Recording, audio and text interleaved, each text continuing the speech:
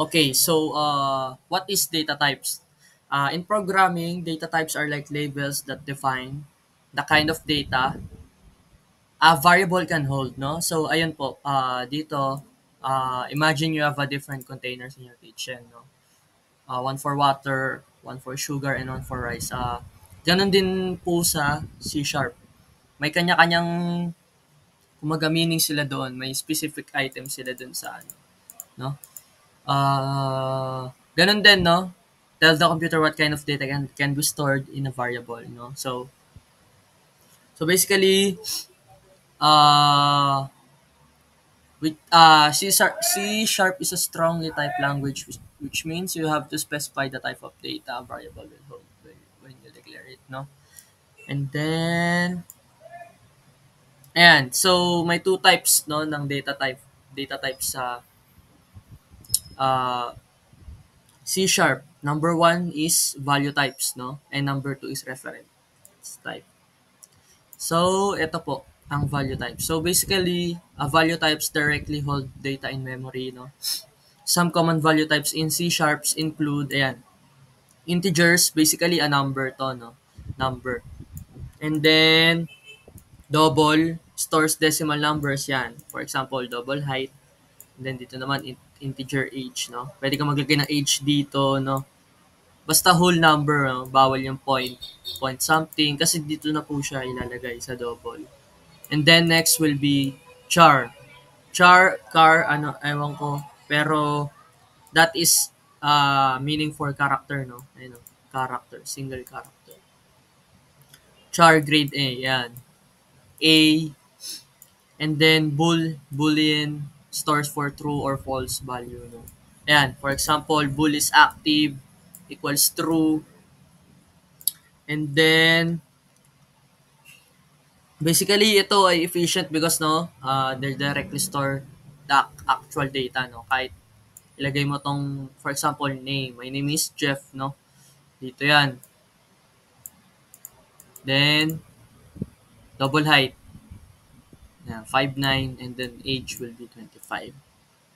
And then, dito naman sa reference types, basically on the other hand, store the memory address where the data is located. No?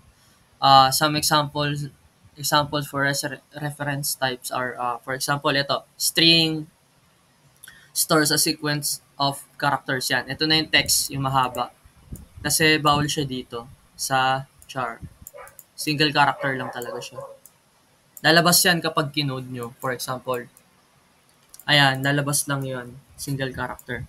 While dito sa string, basically, name mo.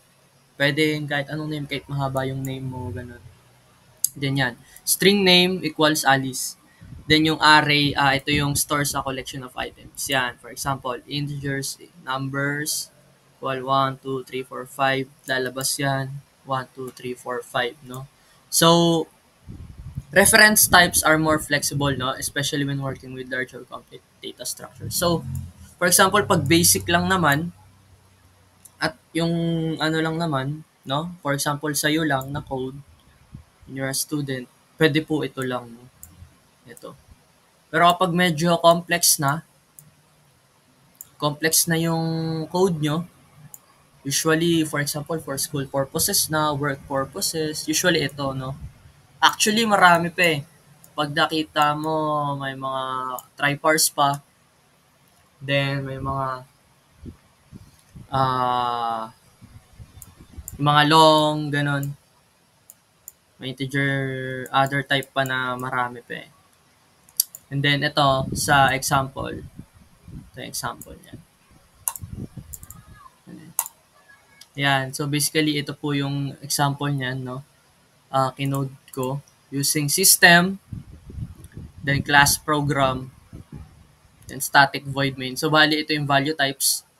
Integer age, bali 19, double height, yan, bool is active, true. Then sa reference type naman, ito yung string name, Jeff, and output the value. So basically, pag nag-code na kayo nito, ganito dapat, ganito gawin nyo. Console write line, name, plus name na dapat hindi naka, ano, Para anong what you call this? I don't know, boss. Kalimutan ko, sorry. And then same with age, height, and is active, no? So, kailangan talaga ang data type basically para makuha yung code, no, na gusto nyo kasi hindi pwedeng hindi nyo to gagawin kasi wala kayong code. Pwedeng mag-error, no? And ito, why are the data types important? So basically, bakit nga ba, no? Ayan, basically, as I search this, bakit mahalaga, and then nilagay ko sa script. Data types are essential because, ayan, they help organize and manage data efficiently. Yun. Yun yung pinaka number one. Kasi, pag inorganize mo na maayos, di ba maganda? For example, kahit in real life, ay in real world situation na parang pag makalat, naiirita ka. Ako kasi naiirita baka kayo hindi. Ako naiirita ako pag may makalat, syempre nililinis agad. Number two, ganun din sa C Sharp, no? Kailangan maayos. Kasi pag hindi maayos, basically mag-error, logical error, yun yung mahirap. Syntax error, and other stuff na error pa, no? Ayan, number two is prevent errors, no? Ito, by ensuring that operations are performed on compatible data. So, ba yun? Basically, para hindi talaga mag-error yun. And number three, improve readability and maintainability of your code. So, ito din. Maganda din to kasi, ayun nga, para maging ma-organize at maging readability din siya at maging maayos, ma-maintain na maayos yung code. Yun, no? Ayan. Trying to store text in a variable meant for numbers will cause an error. Therefore, C# requires you to define data types explicitly. Yan. Kailangan mo pa din mag-define ng data types kapag hindi pa din maayos ang iyong code. No? And conclusion will be, to summarize data types in C#, define the kind of data variable can store. They are divided into value types which can hold data and reference type, which store the memory address of your data. Yan. Understanding data types is a crucial first step in your learning to program effectively.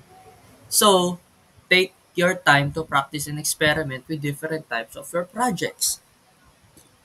So,